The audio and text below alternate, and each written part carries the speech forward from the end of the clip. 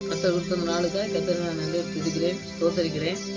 நம்ம வேத வசனத்தின் மூலமாக ஒவ்வொரு காரியங்களையும் கற்றுக்கொள்ளும் பொழுது நம்முடைய வாழ்க்கையில் நிறைய காரியங்களை ஆண்டவர் செய்கிறத நம்ம உணர முடியும். நிறைய பிசாசனவன் நமக்கு எதிராக வரும்போது ஆண்டுடைய வார்த்தையின் மூலமாக நம்ம ஜெயிக்க முடியும். இன்றைக்கு ஆண்டவர் ஏன் தண்டிக்கிறவரா? தண்டனை எதற்காக ஆண்டவர் அதை அனுமதிக்காரு அப்படிங்கிற காரியத்தை தான் இன்றைக்கி நம்ம தியானிக்க போகிறோம். தண்டனைங்கும் பொழுது நீங்கள் நிறைய காரியங்கள் தெரியும். அதை நம்ம வசனத்தின் மூலமாக படிக்கும்பொழுது அந்த வசனத்தின் மூலமாக ஆண்டவர் நமக்கு கற்றுத்தர வேண்டிய காரியங்களை நம்ம செயலாற்றி நம்ம ஆசீர்வாதத்தை சுதந்திரத்துக் கொள்ளணும். அதை நம்ம தியானிப்போம், ஜெயிப்போம். நல்ல தகப்பனே உங்களுக்கு நன்றி செலுத்துகிற சுவாமி. வசனத்தின் மூலமாக எங்களோடு பேசணுமா ஜெயிக்கிறோம் சுவாமி. தண்டனை எங்கும்போது நாங்கள் தவறு செய்யும்போது தான் தண்டனை பெறுகிறோம். அந்த தண்டனையிலிருந்து தப்பித்து கொள்ளத்தக்கதான போக்கையும் எங்களுக்கு தந்த தகப்பனுடைய காரியங்களை நாங்கள் கற்றுக்கொண்டு அதன்படி நாங்கள் ஆசீர்வாதத்தை சுதந்திரத்துக் கொள்ளவும் இந்த தண்டனையிலிருந்து தப்பித்துக் கொள்ளவும் எங்களுக்கு நல்லவே வழி திறந்து உதவி செய்த தயவுக்காக நன்றி செலுத்துகிற சுவாமி. இந்த சிலுவை மரணத்தின் மூலமாக எங்களுக்கு ஒரு பெரிய ரட்சிப்பை கொடுத்து உங்களுடைய பிள்ளையாக மாற்றிருக்கீங்க. அந்த ஆண்டவரே இந்த தண்டனையிலிருந்து நாங்கள் தப்பித்து கொண்டோம் என்ற அந்த விசுவாசத்திலே நாங்கள் வளர்ந்து பெருகிற பிள்ளைகளாக காணப்பட உங்களுடைய வார்த்தையை பிடித்து நாங்கள் ஜெபித்து ஆசீர்வாதத்தை சுதந்திரத்துக்குள்ள பிள்ளைகளாக காணப்பட அந்த நாட்களில் நீங்கள் எங்களோடு பேசணுமா ஜெபிக்கிறோம். தகப்பனே அப்படி நீ நடத்தி செல்ல போவதற்காக நன்றி செலுத்துகிற வார்த்தையின் மூலமாக எங்களோடு பேசும் ஆவியானவர் எங்களுக்கு கற்றுத்தாரும். அதன்படி கீழ்ப்படியே எங்களுக்கு கற்றுருந்து வழிநடத்தமாக ஜெபிக்கிறேன். இதுக்கு நான் மயமெல்லாம் அம்மக்கே செலுத்துகிறேன். இயேசுவின் நாமத்தில் ஜெபிக்கிறேன் நல்ல பிதாவே, ஆமென். ஒரு பாடல் பாடி வசனத்துக்கு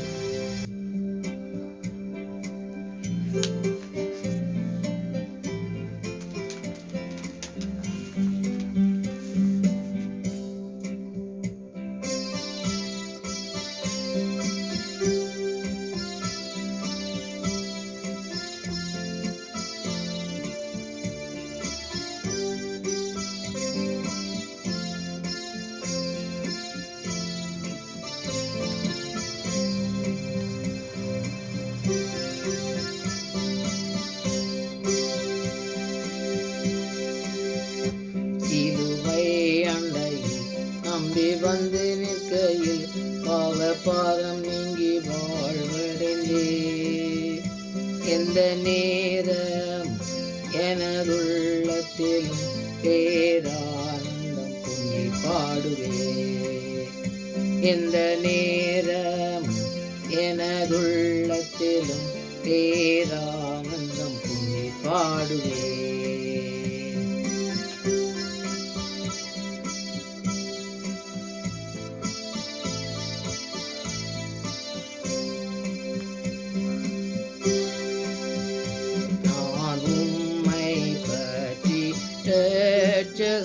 தீன் வேக்கமடையே பேரண்டை கூறி தாண்டவா நான் சாட்சி கூறுவே.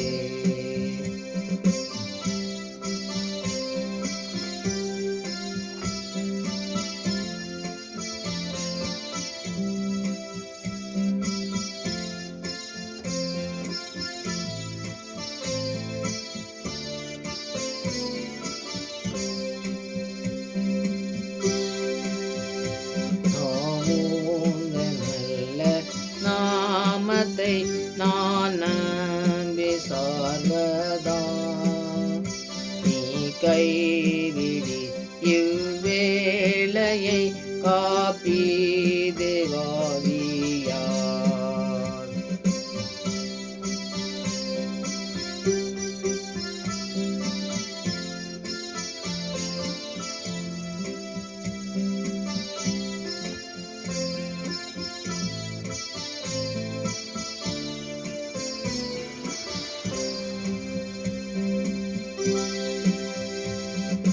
வல்லவாக்கின் உண்மையை கண்டுணர செய்தி நான் புவித்த பொருளை விடாமல் காக்கின்றேன்.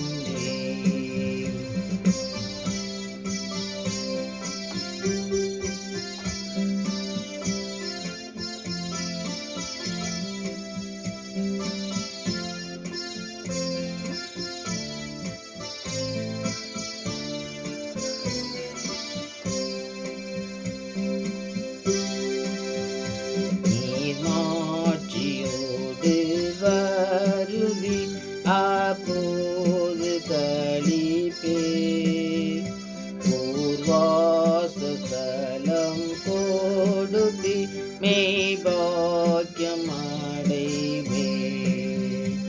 இதுவை அண்டை நம்பி வந்து நிற்கையில் பாரம் நீங்கி வாழ்வடைந்தே. இந்த நேரம் எனதுள்ளத்திலும் பேரானந்தம் பொங்கி பாடுவே. எந்த நேரம் எனதுள்ளத்திலும் பேரானந்தம் பொங்கி பாடுவே.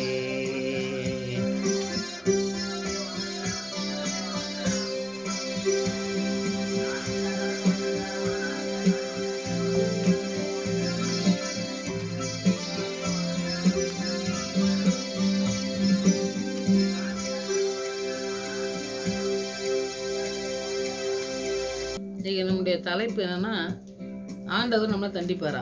தண்டிக்கிறது எதற்காக தண்டிக்காரு அப்படிங்கிறது. நம்ம உலக காரியத்தில் நிறைய தண்டனைகள் பெறுறதை நம்ம பார்க்கோம். அது இங்கே நிறையா இந்த தண்டனைகளை பற்றி இங்கே உலக காரியத்தில் பார்த்தோம்னாக்கி நிறையா தவறு செய்கிறதுனால தண்டனை கிடைக்க தான் செய்யும். ஏன்னா நம்ம கோர்ட்டு அந்த மாதிரி வக்கீல் அந்த மாதிரி டயத்தில் பார்த்தாலும் தண்டனை கிடைக்குது. ஒரு எல்லா தொழிலுமே நீங்கள் பார்க்கலாம். ஒரு இடத்துல பார்த்திங்கன்னா ஒரு டாக்டர் தப்பு பண்ணதுனால அவங்க எல்லாம் அவங்களே தண்டனை கொடுத்தாங்கன்னு சொல்லி கூட நம்ம ஒரு ஆஸ்பத்திரியில் நான் பார்த்தேன். ஏன்னா அவங்க தெரியாமல் ஏதோ ஆப்ரேஷன் பண்ணதுனால ஒரு கிராமம் எல்லாமே அவங்க எப்படி செய்யலாம் அப்படின்னு சொல்லிட்டு போலீஸ் அங்கே போன்னு சொல்லி அவங்க அடித்து எல்லாம் பண்ணி ரொம்ப தர்க்கம் பண்ணாங்கன்னு சொல்லி சொன்னாங்க. அப்போது நம்ம பார்த்திங்கன்னா தவறு செய்யும் பொழுது எல்லாருக்குமே எல்லா விஷயத்திலும் நம்ம தவறு செய்யும் பொழுது தண்டனை உண்டு. ஆனால் அது உலக காரியத்தில் நீங்கள் பார்த்திங்கன்னா சில காரியங்களில் தவறு செய்யாமலே தண்டனை அனுபவிக்கிறவங்களும் நிறைய பேர் இருக்கிறத நம்ம பார்க்கோம். ஆனால் ஆண்டவர் காரியத்தில் அப்படி கிடையாது. அந்த வேத வசனத்தை அதை தான் நம்ம தியானிக்க போகிறோம் இன்றைக்கி. ஆண்டவர் ஏன் தண்டிக்கார்? அவர் ஏன் நமக்கு தண்டனை கொடுக்கணும்? அவர் தான் எல்லாத்தையும் மன்னிச்சு விட்டுருவார். அவர் கிருபை உள்ளவர், அவர் இரக்கம் உள்ளவர். அவர் எதுக்கு தண்டனை கொடுக்க போகிறாரு? அவர் தண்டனை கொடுக்க மாட்டார் அப்படிங்கிற ஒரு தைரியம் நிறைய பேருக்கு வர்றதை நம்ம பார்ப்போம். ஆனால் அப்படி இல்லை. ஆண்டவருக்கு விரோதமாக செய்கிற, ஆண்டவருக்கு பிரியமில்லாத காரியங்களை செய்த தாவீதை ஆண்டவர் தண்டிச்சாருன்னு சொல்லி நம்ம பார்ப்போம். அப்போ பார்த்திங்கன்னா மோசே எவ்வளவு ஆண்டவரோட முகமுகமாக பேசினவர். அவர் கூட பாருங்கள், ஆண்டவர் சொன்னதை கீழ்ப்படியாத போது அவருக்கு ஒரு தண்டனை கிடச்சின்னு நம்ம பார்க்கோம். தண்டனைங்கிறது ஆண்டவர் கொடுக்குற தண்டனை சரியாக இருக்கும். நம்ம உலக தண்டனையை நம்ம அது கூட கம்பேர் பண்ணக்கூடாது. ஆண்டவர் தண்டிச்சாருனாக்கி அதற்கேற்ற அவங்க திரும்பி வரும்பொழுது அவங்களுக்கு அதுக்கு விடுதலையை கொடுத்து அவங்கள அந்த தண்டனையிலேருந்து தப்பிக்கிற வல்லம் உள்ளவர். அதனால் அந்த தண்டனைக்கு ஏன் அந்த ஆண்டவர் நமக்கு அந்த சப்ஜெக்ட் தான் நம்ம போக போகிறோம். ஆண்டவர் ஏன் தண்டிக்காரு? ஏன் தண்டனை கொடுப்பாரா? அது ஏன் எதற்காக கொடுக்காரு அப்படிங்கிற ஒரு கேள்விக்கு பதில் தான் அந்த வசனத்தை நம்ம படிக்கலாம். உபாகமத்தில் நீங்கள் படித்து நிறைய வேத வசனத்தை படிக்கிறவங்களா இருந்தால் இதெல்லாம் தெரிஞ்ச வசனங்கள் தான். உபாகமம் 5வது அதிகாரத்தில் 11வது வசனத்தை நீங்கள் பார்த்தீங்கன்னா, உன் தேவனாய் கர்த்தருடைய நாமத்தை வீணிலே வழங்காதிருப்பாயாக, கர்த்தர் தம்முடைய நாமத்தை வீணிலே வழங்குறவனை தண்டியாமல் விடார். அப்போ வீணில் வழங்குறதுனாக்கி ஆண்டவருக்கு பிரியம் இல்லாத காரியங்களை செய்கிறது. இப்போ மற்றவங்களை பற்றி நம்ம குறை சொல்லிட்டு இருக்கோம் பாருங்க, அதெல்லாம் தவறான காரியம். ஏன்னா ஆண்டோடைய வசனம் புதிய ஏற்பாடான்னு சரி பழைய ஏற்பாடான்னு சரி, ஆண்டவர் பழைய ஏற்பாட்டில் எழுதின காரியங்களை தான் செய்து முடித்தார் ஆண்டவர் சிலுவை அதனால் அந்த காரியங்கள்லாம் பழைய ஏற்பாட்டில் உள்ளவங்களுக்கு தானே, அது நமக்கு இல்லை அப்படின்னு சொல்லி நம்ம அதை உதறி தள்ள முடியாது. ஆண்டவர் ஆண்டோடைய நாமத்தை வீணிலே வழங்குறவங்கள அவர் தண்டியாமல் விடாருன்னு சொல்லி நம்ம வசனமே படிக்கும். ஏன் தண்டிக்காரு? வீணில் ஏன் வணங்குறாங்கன்னா, நம்ம அந்த வசனத்தை நீங்கள் தியானிக்கும் பொழுது பார்த்தீங்கன்னாக்கி விளக்கங்கள்லாம் நீங்கள் நிறைய படிச்சிங்கனாக்கி அதில் தெரியும். அவருடைய நாமம் பெருசு. எல்லா நாமத்துக்கும் மேலான நாமத்தை ஆண்டவர் தரித்து பிதானவர் உயர்த்தினார்னு சொல்லி பார்க்கும். பிதா உயர்த்தினதுக்கு முன்னாடியே அவர் பழைய ஏற்பாட்டில் எழுதினது தான் அவர் கடைபிடிச்சி அதை நடத்தி காட்டினார். அப்போ இங்கே சொன்ன காரியங்களை நம்ம ஆண்டவருடைய நாமம் பெருசு. அவருடைய நாமத்துக்கு எதிராக எதுவுமே நிற்கவே முடியாது அப்படிங்கிறத நம்ம முதலாவது அதை தெரிஞ்சுக்கிட்டோம்னா தான் அந்த பயமே வரும். ஏன்னா வேண்டாத காரியங்கள் நம்ம ஒரு பிரசங்கம் பண்ணும்போது நான் பார்க்கும்போது பார்த்தீங்கன்னாக்கி அந்த பிரசங்கம் எனக்கு அந்த பிரசங்க பாதிரியார் வந்து எனக்கு பிரசங்கம் பண்ணுறது ரொம்ப பிடிக்கும். ஏன்னா அவங்க வந்து பிரசங்கம் பண்ணும்பொழுது வேத வசனத்தில் உள்ளதை மற்ற வெளிநாட்டில் உள்ள மிஷினரி எல்லாம் எழுதி வச்சிருக்க புக்கை பற்றி அந்த மாதிரி விளக்கங்களை கொடுத்து நமக்கு நல்லா அந்த வேத வசனங்களுடைய கருத்தை புரிஞ்சுக்கணும் அப்படிங்கிற மாதிரி பேசுகிறத தவிர வேறு மற்றவங்களை பற்றியோ மற்றவங்க இதை செஞ்சா அப்படி மற்றவங்களுடைய குறைகளை பற்றியோ மற்றவங்க ஊழியத்தை பற்றியோ எதையுமே அவர் வந்து பிரசங்கத்தில் சொல்லவே மாட்டார். அது எனக்கு ரொம்ப பிடிச்சது. ஏன்னா நம்முடைய வாழ்க்கையும் பார்த்திங்கன்னாக்கி மற்றவங்கள குறை சொல்கிறதோ மற்றவங்க ஊழியத்தை பற்றியோ மற்றவங்க நடக்கையை பற்றியோ நாம் வந்து அதை பேசவே கூடாது. முக்கியமாக நம்ம ஆண்டோடைய ஊழியக்காரனை வந்து நம்ம ஆண்டவர் தாவீது பார்த்திங்கன்னாக்கி சவுல் எத்தனையோ செஞ்சான், அவனை வந்து தொடலை. ஏன்னா ஆவியானவரை நினச்சி ஆண்டவர் தொட்ட ஒரு ஆவியானவர் நினச்ச ஒரு மனுஷனை வந்து நான் தொடவே மாட்டேன்னு பயந்துக்கிட்டார். அவருக்கு எதிராக தான் இருந்தான். அவனுக்கு கொல்லதுக்கெல்லாம் நிறைய சான்ஸ் கிடைக்கும் கூட செய்யலைன்னா, ஏன்னா ஆவியானவர் ஆண்டவருடைய வார்த்தையினாலே அவங்க வந்து தொடப்பட்டு வச்சுருந்தாங்கன்னா அவர் அபிஷேகம் பண்ண எந்த மனுஷனையும் நம்ம பேசுகிறதுக்கோ நம்ம ஏதோ ஒன்று நம்ம வேண்டாத காரியங்களை சொல்கிறதுக்கோ அவங்கள பற்றி குறை சொல்கிறதுக்கோ நமக்கு வந்து அந்த காரியங்களை செய்யக்கூடாது. அப்படிப்பட்ட அதிகாரத்தை ஆண்டவரே நம்ம கொடுக்கல. அவரே எல்லாவற்றையும் சரியாக செய்த ஆண்டவர் தானே. நம்ம ஏன் அவங்களுக்கு வந்து அவங்கள பற்றி நம்ம குறை சொல்லணும் அப்படிங்கிற ஒரு தீர்மானத்துக்கு நம்ம வந்துடணும். ஏன்னா அந்த வேத வசனங்களை படிக்கும்பொழுது அதுதான் ஆண்டவருடைய காரியங்களில் நம்ம சரியாக இருக்கிறோமா அப்படிங்கிறத நம்ம முதலாவது புரிஞ்சுக்கணும். அவருடைய நாமம் பெருசு. அதனால் அவர் நாமத்தை நம்ம உச்சரிக்கும் பொழுது அவருடைய நாமம் இயேசுவின் நாமம் இனிதான நாமம் சொல்லிட்டு நம்ம உச்சரிக்கும் பொழுது அந்த நாமம் எவ்வளோ பெருசுங்கிறத நம்ம புரிஞ்சுக்கிட்டு நம்ம அந்த நாமத்தை நம்ம சொல்லி கூப்பிடணும். ஏன்னா ஜெபிக்கும் பொழுது பார்த்திங்கன்னாக்கி நம்ம வீடு வேண்டாத காரியங்கள்லாம் சொல்லாதுன்னு ஆண்டவருடைய வசனம் சொல்லுது. நம்ம சுருக்கமாக ஜெபம் பண்ணு, உனக்கு என்ன தேவையோ அதை கேளுன்னு சொல்லுவார் ஆண்டவர். அப்போ வந்து நம்ம நாமத்தை அவருடைய நாமத்தை உச்சரிக்கும் பொழுதே என்ன செய்யணும்னா ஒரு பயம் இருக்கணும், ஒரு தேவனுடைய பயம். அதனால் தேவ பயங்கிறது வேற, உலக பயங்கிறது வேற. உலகத்தில் மனுஷனுக்கு நம்ம பயப்படுவோம், அது வேற. அது வந்து நமக்கு தேவையில்லை. ஆனால் தேவ பயம் நமக்கு ரொம்ப முக்கியமானது. ஆண்டவருக்கு பயந்து இருந்து அவருடைய வார்த்தைக்கு பயந்து இருக்கிறவங்கள தான் அவர் வந்து என்ன செய்வார், ரட்சிப்பை கொண்டு கொடுத்து அவங்கள தான் பயன்படுத்துவார். அதனால தேவ பயம் இருக்கணும். அந்த நாமத்தை வந்து நம்ம ஒரு அசட்டத்தனம், அதாவது நமக்கு என்னமோ நமக்கு தெரியும் அப்படிங்கிற மாதிரி நம்ம வந்து அதை பயன்படுத்தவே கூடாது. நம்ம நாமத்தை சொல்லும் பொழுதே ஒரு பயத்தோட பக்தியோட நம்ம அதை நாமத்தை பயன்படுத்தணும்.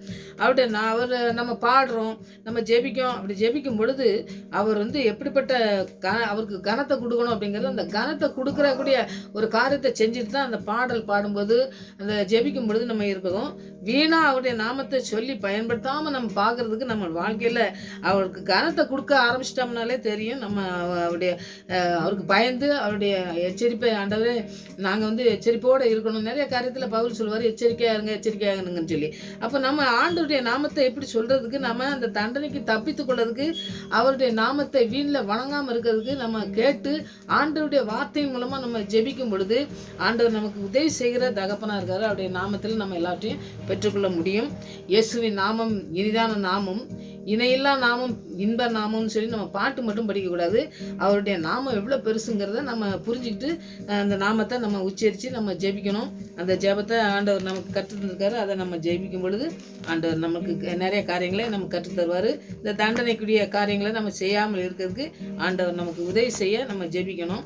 அந்த காரியங்களை நம்ம செய்யறதுக்கு ஆண்டவர் உதவி செய்வார்.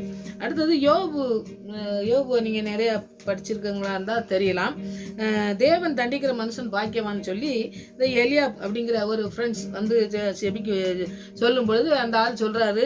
அவர் வந்து என்ன சொல்கிறாருன்னா, ஏதோ நல்ல காரியங்களுக்காண்டி சொல்லலை, இவனுக்கு வந்து நிறைய காரியங்கள் கஷ்டப்படுறதுக்கு ஏதோ காரியம், அதனால் தேவன் தண்டிக்காரு, உன்னை வந்து நீ நல்ல மனுஷன்தான், அவரே சொல்லியிருக்காரு நீதிமான்னு சொல்லி, அப்புறம் நீ உனக்கு ஏன் அந்த கஷ்டம் வந்தது அப்படின்னு சொல்லி அதாவது ஒரு ஆறுதல் அளிக்கக்கூடிய காரியங்களை 4 பேருமே சொல்லலைன்னு பார்க்கும். அதில் இந்த எலியாப்பு இந்த இடத்துல சொல்கிறத பார்த்திங்கன்னாக்கி ஆண்டவர் நம்மளை தண்டிக்கும் பொழுது அவருக்கு கீழ்ப்படிந்து இருப்போம்னா அவர் எல்லா நாச மோசங்களிலிருந்து நம்மளை காப்பாற்றுவாருங்கிறது தான் இந்த காரியங்களில் நம்ம படிக்கும்.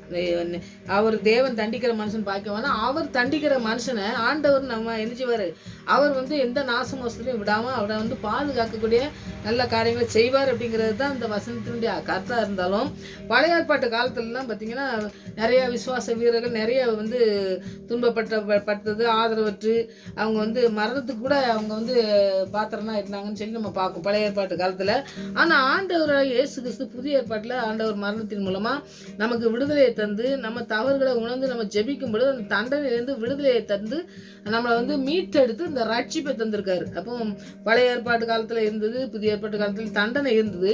ஆனால் சிலுவை மரணத்தினால தண்டனை அகற்றப்பட்டது. அது நம்ம வந்து ஆண்டவருடைய வார்த்தை கீழ்ப்படியும் பொழுது, அவர் நாமத்தை நம்ம உச்சரிக்க நான் சொன்னேன் பாருங்க, அந்த மாதிரி நம்ம பயத்தோடு இருக்கும் பொழுது ஆண்டவருடைய வசனம் நம்மளை வந்து என்ன செய்யுது, யோபு நீதிமான்னு சொன்னார்ல, அந்த மாதிரி நம்ம சொல்லி நம்மளை மற்றவருடைய காரியங்கள்லேருந்து நம்மளை வந்து பிரித்து எடுத்து நம்மளை நடத்தக்கூடிய நல்ல தகப்பனாக இருக்கார். இந்த வார்த்தை வந்து யோபு சொன்னான் பாருங்க, நீதிமான் நீ நீதிமான் அப்படின்னு சொல்றாரு. ஆனால் நான் வந்து தேவன் தண்டிக்கிற மனுஷன் பாக்கியவான்னு சொல்றாரு, ஆண்டவர் நீதிமான்னு சொல்றாரு. இதை வந்து இவர் வார்த்தையினால் சொல்லும் பொழுது பார்த்தீங்கன்னாக்கி ஒரு பெரிய காரியங்களை வார்த்தையினால யோபு காயத்தை வந்து ஆற்றக்கூடிய வார்த்தைகளாக இந்த வார்த்தையில் இல்லவே இல்லை. அவங்க வந்து நினச்சவங்க ஏதோ தண்டனை கிடச்சிச்சு அப்படிங்கிற மாதிரி தான் சொல்கிற மாதிரி சொல்கிறாங்க.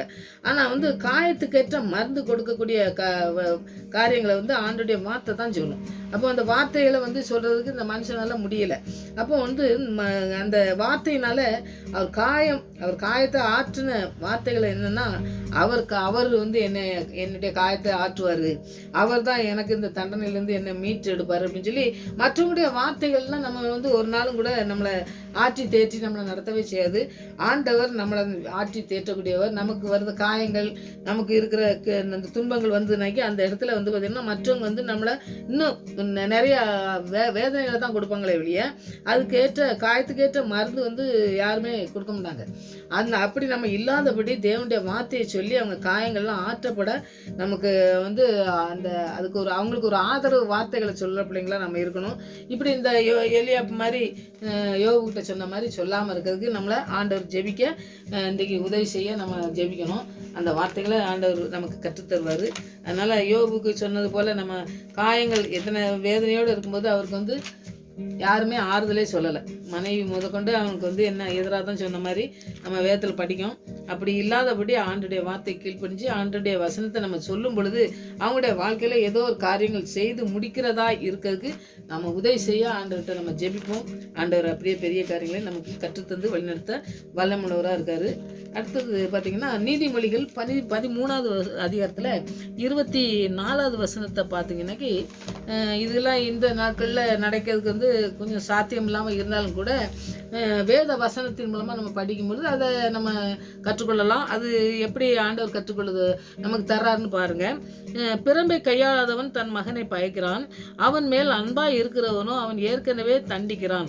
அவன் மேலே அன்பாக இருக்கிறவங்க தான் தண்டிக்கான்னு சொல்லி பார்க்கும்.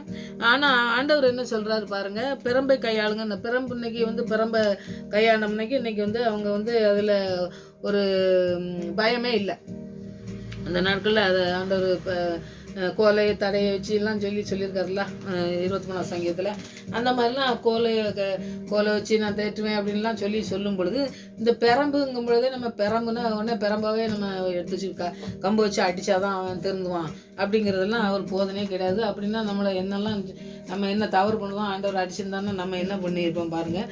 அப்படி அந்த கருத்தில் நம்ம சொல்லலை.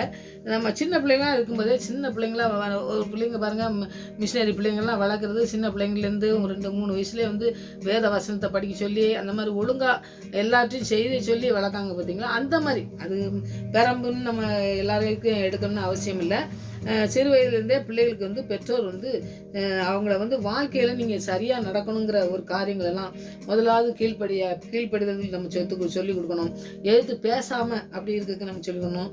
பெற்றோர்களையும் மதிக்கிறதுக்கு நம்ம சொல்லிக் கொடுக்கணும். இவெல்லாம் நல்ல காரியங்களை நம்ம கற்றுக் கொடுக்கும் பொழுதே அவங்களுக்கு பெரம்பெல்லாம் தேவையில்லை.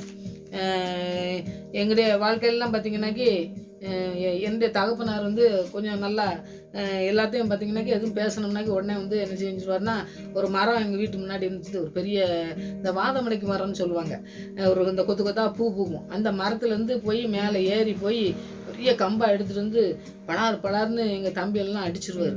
எங்களுக்கு எங்கள் எப்பா வேண்டாம் அப்படின்னு சொன்னாலும் சரி எல்லாத்தையும் தள்ளி விட்டு செம அடி அடிச்சிருவாங்க.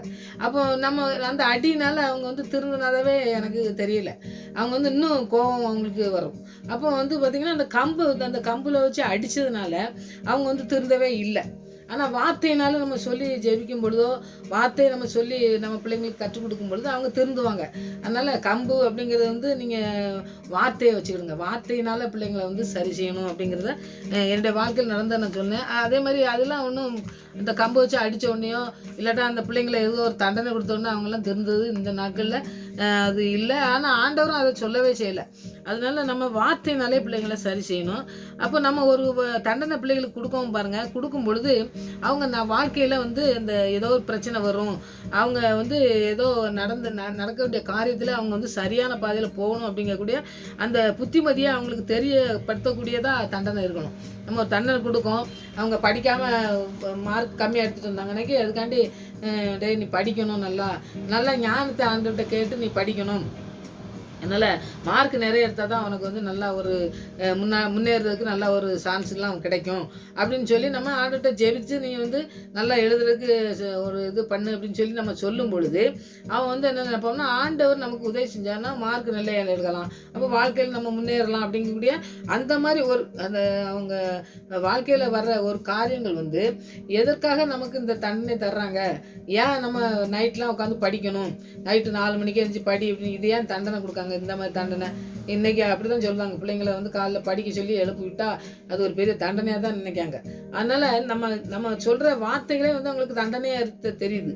அதனால் அது வந்து அவங்க உணரக்கூடியதா வார்த்தைனால் நீங்கள் சொல்லணும். அந்த நம்ம சொல்லுற வார்த்தை வந்து பிள்ளைங்களுக்கு வந்து ஐயோ நம்ம பின் நாட்களில் வந்து நம்ம இவங்க சொல்கிறதுபடி நடந்தால் தான் நம்ம பிரச்சனைகள்லாம் வராதபடி அந்த பிரச்சனைகள் நாம் வந்து எப்படி தண்டனையிலேருந்து தப்பிக்க முடியும் அப்படிங்கிறத நம்ம இப்போ அவங்களுக்கு உணர்த்தக்கூடியதாக இருக்கணும். ஆண்டவர் எப்படி தண்டிச்சார், ஆண்டவர்லாம் தண்டிக்கும் போது எப்படியோ விழுந்து எப்படியோ போன்னு சொல்லி சொன்னாரா, அப்படி சொல்லி செய்யவே இல்லையே, யாருமே செய்யலையே, எல்லாத்தையும் மனம் திரும்பதுக்கு அவனுக்கு என்ன செய்யணும்னு சொல்லி எல்லாத்தையும் சொல்லி கொடுத்து ஆண்டவர் நடத்தினார். கூட இருந்தவங்களே பார்த்திங்கன்னா சீசர்களே எல்லா விதத்துலையும் ஒன்றும் கீழ்ப்படிஞ்சு அப்படி ஒன்றும் பெருசாக இருக்கலை, அவங்களெல்லாம் கொண்டு ஆண்டவர் நடத்தினார்லாம். அப்போது நம்முடைய வாழ்க்கையிலும் பார்த்திங்கன்னா பிள்ளைங்களுடைய வாழ்க்கையில் அப்படி தான் செஞ்சு அவங்கள சரியான பாதையில் கொண்டு போய் அவங்கள ஆசீர்வாதத்தை சுதந்திரிக்க நீங்கள் இப்படி செய்யணும் அப்படிங்கக்கூடிய காரியத்தை நம்ம சொல்லி அதை வந்து நம்ம அந்த தண்டனையை கொடுக்கும் பொழுதே அவங்க வந்து ஆண்டவர் நமக்கு கொடுத்த அந்த ரட்சிப்பை பெற்றுக்கொண்டோம், அவர் நமக்கு எவ்வளோ பெரிய காரியத்தை செஞ்சுருக்காருங்கிறத நம்ம தாயும் தகப்பனும் நம்ம முன்மாதிரியாக இருந்துச்சு. நிறைய மிஷினரிலாம் முன்மாதிரியாக நடந்து காட்டி பிள்ளைங்கள் பாருங்கள் அதுக்கு பின்னாடி அவங்கள விட பெருசாக ஊழியம் பண்ணுறதை நம்ம பார்ப்போம்.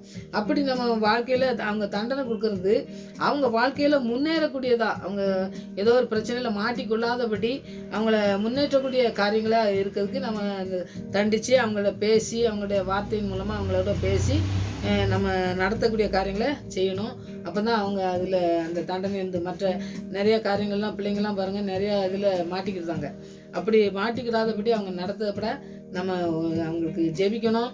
அவங்களையும் ஜெபத்தோடு கூட நீங்கள் எல்லா காரியங்களும் செய்யுங்கன்னு சொல்லி சின்ன பிள்ளையிலேருந்து சொல்லி கொடுத்துட்டோம்னா அவங்க முதிர் வயதிலையும் விடமாட்டான்னு ஆண்டவர் சொல்கிறார்கள். அதே மாதிரி நம்ம சொல்லி கொடுத்து அவங்கள நேரான பாதையில் கொண்டு போகிறதுக்கும் மற்ற பிள்ளைகளுக்கு நேரான பாதையில் கொண்டு போகிற பிள்ளைங்களாகவும் அவங்க மாறுறதுக்கு அவங்களுடைய வாழ்க்கையை நம்ம சரி செய்து சின்ன பிள்ளையிலே நம்ம வந்து குழந்தைகள்லேருந்தே நடந்து செஞ்சோம்னா அவங்க நடத்து செல்ல ஆண்டவருடைய அர்ப்பணிப்பும் இருக்கணும். ஆண்டவர்கிட்ட அர்ப்பணித்து நம்ம பிள்ளைங்களை நீங்கள் நடத்துங்க ஆண்டவரேன்னு சொல்லி அர்ப்பணித்து ஜெபிக்கும் பொழுது வேண்டாத காரியங்களை சிக்கிக்கொள்ளாதபடி ஆண்டவருடைய ரட்சிப்பை பெற்றுக்கொண்டு வாழ்ந்து அநேக பிள்ளைகளுக்கு ஆண்டவருடைய நாமத்தை சொல்கிற பிள்ளைகளாம் மாற்ற ஆண்டவர் பயன்படுத்த இன்றைக்கி அர்ப்பணிப்போம். ஆண்டவர் பெரிய காரியங்களை நம்ம பிள்ளைகளையும் கொண்டு செய்வார்.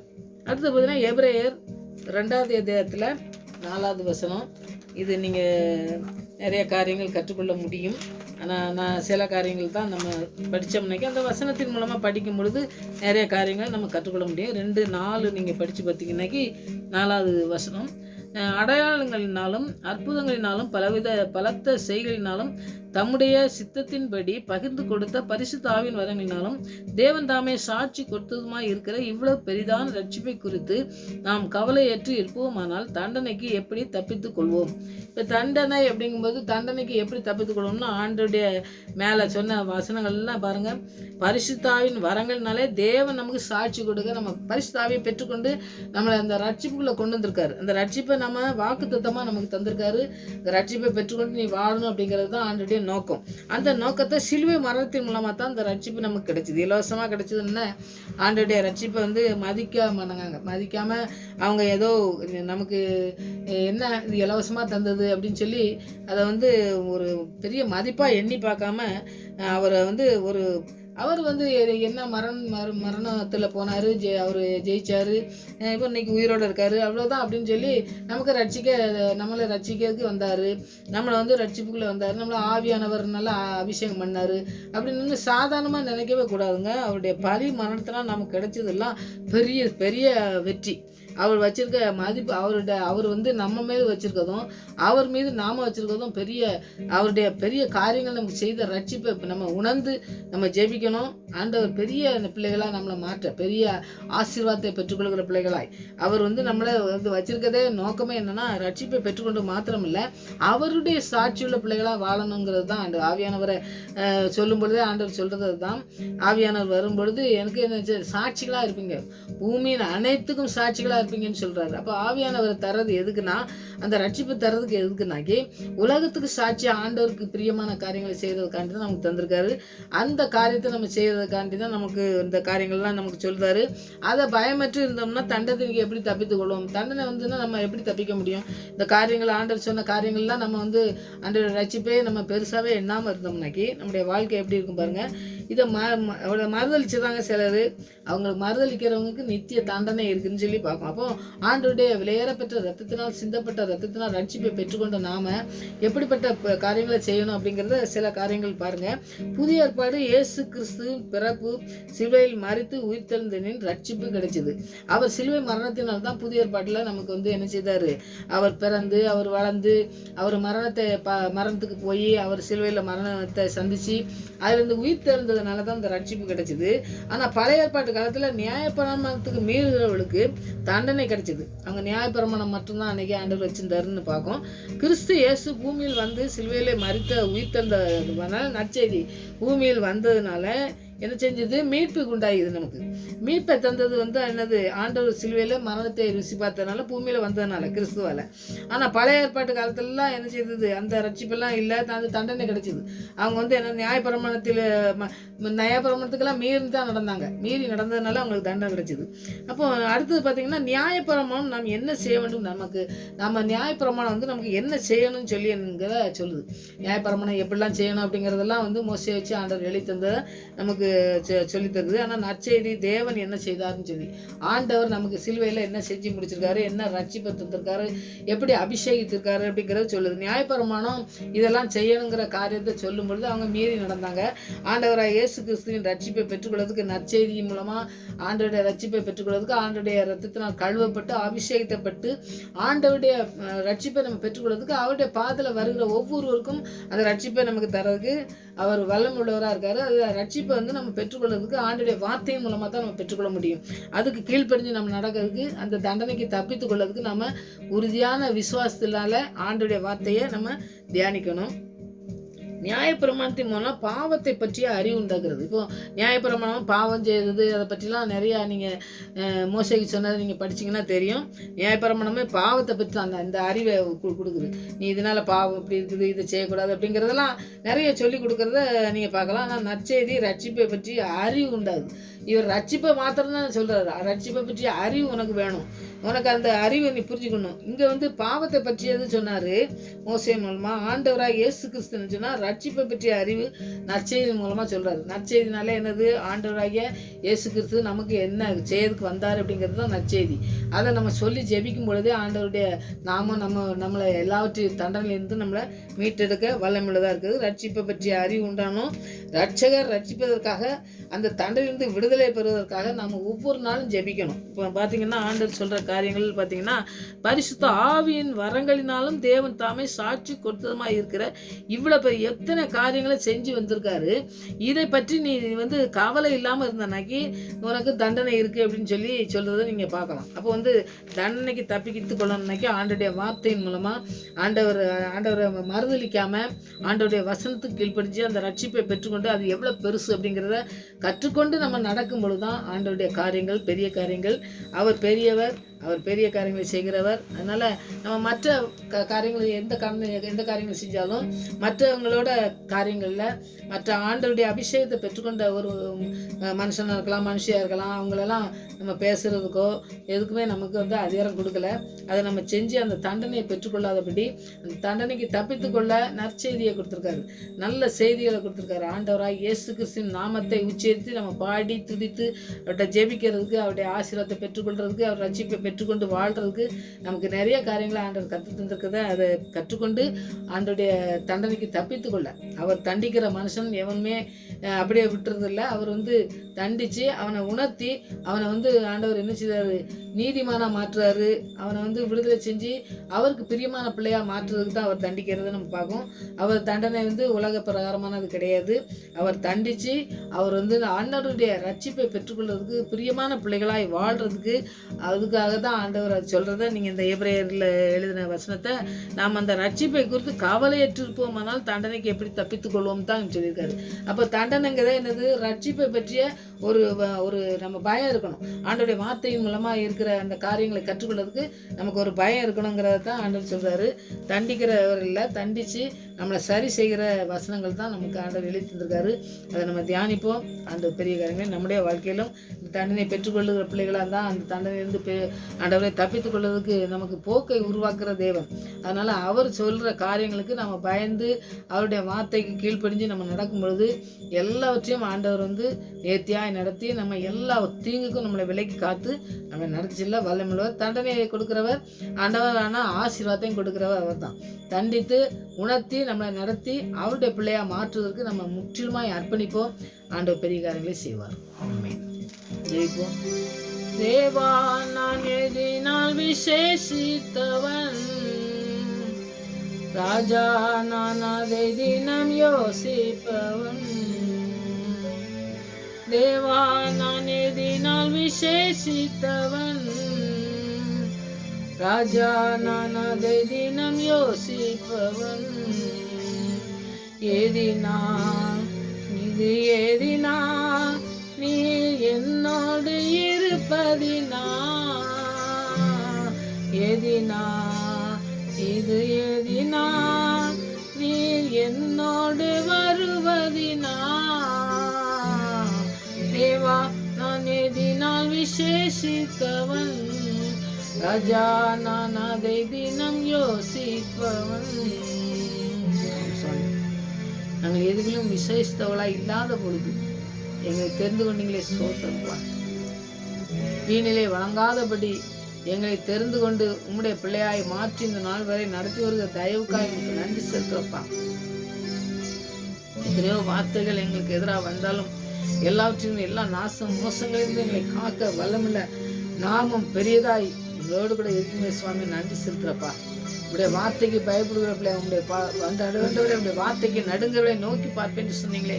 உடைய வல்லமுள்ள வார்த்தைக்கு நாங்கள் முழுவதுமாய் அர்ப்பணித்து ஜெபிக்கிற பிள்ளைகளாக இருக்கும் பொழுது எங்களுடைய வாழ்க்கையிலே எல்லாம் ஆண்டவரே உங்களுடைய தீர்மானத்தின்படி நடக்க வேண்டுமா ஜெபிக்கிறார். ஒவ்வொருவரையும் தேர்ந்து கொண்டதின் நோக்கம் உண்டு ஆண்டவரே. அதை நிறைவேற்ற ஆண்டவரே தடையாக இருக்கிற தடைகளை நீக்கி ஆண்டவரே நீங்கள் முற்றிலுமாய் எங்களை உங்களுடைய பிள்ளையாக மாற்ற வேண்டுமா ஜெபிக்கிறையா. எல்லா குறைகளையும் நீக்கி எங்களை ஆண்டவரை அரவணைத்து காக்கிற நல்ல கரம் உண்டு. இந்த நாள் வரை நடத்தின கரத்துக்காக நன்றி. உடைய வல்லமுள்ள வார்த்தைகளுக்காக நன்றி. நீங்க எல்லா ஆண்டவரை காரியங்களிலும் எங்களோடு கூட இருக்கிறீர் என்பதை நாங்கள் உணர்ந்து கொண்டு நாங்கள் ஜெயிக்கிற பிள்ளைகளாய் காணப்பட ஜெபத்திலே நிற்க கிருபை செய்யுங்க. இந்த வாழ்க்கையில் இருக்க குறைகளை எல்லாம் நிறைவாக்குற தேவன், ரட்சிப்பை தந்த தேவன், தாயின் கருவிலே உருவாவதற்கு முன்பாகவே எங்களை தெரிந்து கொண்ட தேவன், எங்களை நடத்தி செல்ல வேண்டுமா ஜெபிக்கிறையா. உலகத்திலே எங்களை எல்லாராலும் தள்ளப்பட்ட நிலையில இருந்தாலும் நீர் ஒரு பொழுதும் எங்களை தள்ளாதபடி எங்களை சேர்த்து கொள்கிறவராக இருக்கீங்க. ஸ்தோத்திரம். உங்களுடைய வார்த்தைக்கு கீழ்ப்படிந்து வரும் பொழுது, உங்களுடைய பாதத்திலே வரும் பொழுது எங்களை அணைத்துக் கொள்கிறவராக இருக்கீங்க. நன்றி ஆண்டவரே. எத்தனை சூழ்நிலையிலே எங்களை ஆண்டவரை நடத்தி வந்திருக்கீங்க, நன்றி ஆண்டவரே. எத்தனை பாதையில நாங்கள் விழுந்து போகாதபடி எங்களை காத்து கொண்டு வந்திருக்கீங்களே, ஸ்தோத்திரம். இன்னமும் நடத்துவீர் என்ற அந்த விசுவாசத்தை தந்திருக்கீங்களே, நன்றி ஆண்டவரே. அந்த ரட்சிப்பை தந்திருக்கீங்களே, நன்றி. அந்த பயத்தோடு நடுக்கத்தோடும் ஆண்டவரே உண்மை ஆராதிக்கிற பிள்ளைகளாய் காணப்பட அநேகரை எழுப்ப தேவன் கிருபை பாராட்ட வேண்டும் ஆட்சேபிக்கிறையா. நீங்க அழைத்த நோக்கம் நிறைவேறட்டும் ஆண்டவரே. நீங்க அழைத்த நோக்கம் உங்களோடு கூட பேசின அந்த வார்த்தையின் மூலமாய் நிறைவேறத்தக்கதான் நாட்கள் மாறட்டும் ஆண்டவரே. ஸ்தோத்திரிக்கிறேன். கல்வாரி அன்பினால் எங்களை நிறைத்தீங்களே, நன்றி. கடைசி வரை எங்களை கைவிடாதபடி யோசுவாவோடு பேசின அந்த வார்த்தையை எங்களோடு கூட பேசி ஆண்டவரே, நான் உன்னை விட்டு விலகவும் இல்லை, உன்னை கைவிடவும் இல்லை என்று சொன்ன தேவன், நாங்கள் எத்தனையோ வேதனை மத்தியில் கடந்து போகும்போது ஆண்டவர் கூட எங்களுக்கு ஆண்டவரை இறங்காதபடி இருக்கிறாரே என்று நாங்கள் ஆண்டவரை அங்கலிப்போடு தகப்பனே வேதனையோடு கூட நாங்கள் ஜெபிப்போம் என்றால் ஆண்டவரே நீங்க யோபை உயர்த்தின தேவன், ஆபிரகாமை உயர்த்தின தேவன், யாரையும் கைவிடாத தேவன். இடத்துல வருகிற ஒரு பிள்ளை நீங்க கைவிடாத தேவன். என்னிடத்துல வருகிறவனை ஒருபொழுது நான் புறம்பை தள்ளுதல் என்று சொன்ன தேவன், எங்களையும் புறம்பை தள்ளாதபடி எங்களுக்கு எந்த விதமான காரியங்களும் இல்லாத பொழுது ஆண்டவரை தெரிந்து கொண்டீங்களே, உங்களுக்கு பிரியமாய் நடக்க மாத்திரம் கற்றுத்தாங்க ஆண்டவரே.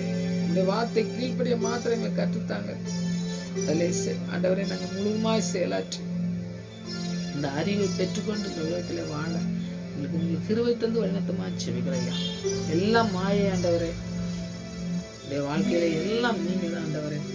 எல்லாத்தையும் செய்து முடிக்கிறவரா எங்களோடு கூட இருக்கிறீங்க. நன்றி சார்.